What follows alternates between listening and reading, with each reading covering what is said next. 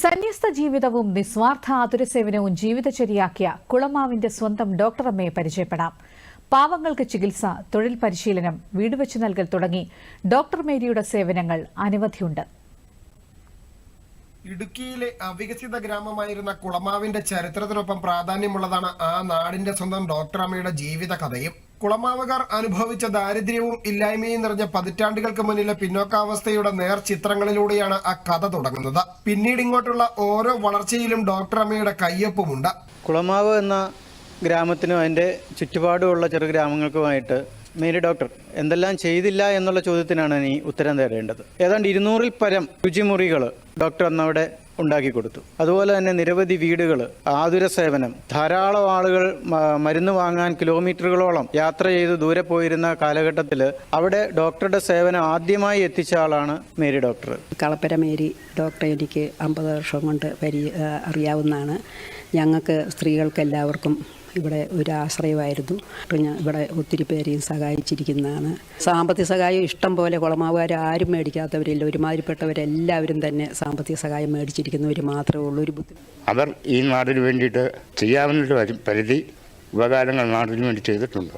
ജനങ്ങൾക്ക് ഓരോരുത്തർക്കും ചെയ്തിട്ടുണ്ട്. ആദ്യം ചെയ്തത് ബാത്റൂമാണ്, പിന്നീട് പെര, പിന്നെ അവരുടെ അടുത്ത് ചെല്ലുമ്പോൾ ഒരു നേരത്തെ മരുന്ന് പൈസ ഇല്ലെങ്കിലും പൈസ തരും, ഇല്ലെങ്കിൽ മരുന്ന് തരും, ഇല്ലെങ്കിൽ അതിന് വേണ്ടുന്ന ഉപാധികൾ പറഞ്ഞു തരും. വിശ്രമ ജീവിതത്തിനായി മൂലമറ്റത്തെ മഠത്തിലേക്ക് എത്തുന്ന ഡോക്ടറമ്മയ്ക്ക് മികച്ച ആദരവാണ് ജനങ്ങൾ നൽകിയത്.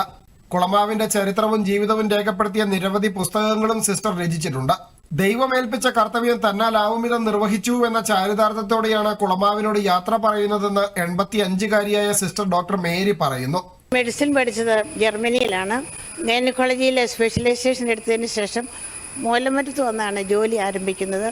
ഞാനാണ് മൂലമറ്റത്തെ ബിഷപ്പ് വയലിലെ ആദ്യത്തെ ഡോക്ടർ എന്ന് പറയുന്നതിൽ എനിക്ക് വളരെയധികം അഭിമാനമുണ്ട്. അന്ന് കുളമാവിലെ ജനങ്ങൾക്ക് ആരോഗ്യപരമായ കാര്യത്തിൽ വളരെയധികം അത്യാവശ്യമായിരുന്നു.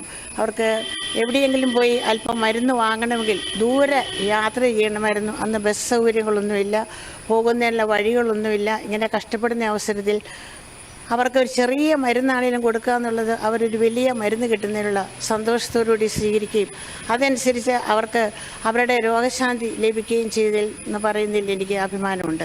നാടിന്റെ സ്വന്തം ഡോക്ടറമ്മയുടെ സേവനങ്ങൾ അമൂല്യമാണ്. വിശ്രമ ജീവിതം നയിക്കുമ്പോഴും സിസ്റ്റർ മേരി കളപ്പുര കർമ്മരംഗത്ത് സജീവമാണ്. ആതുര സേവന രംഗത്ത് മാതൃക മാത്രമല്ല, എല്ലാവർക്കും ഒരു പ്രചോദനം കൂടിയാണ് സിസ്റ്ററിന്റെ ഓരോ പ്രവൃത്തികളും. ക്യാമറമാൻ റൈസൻ DS-നൊപ്പം രതീഷ് കൃഷ്ണ, ദൂരദർശൻ ന്യൂസ്, ഇടുക്കി.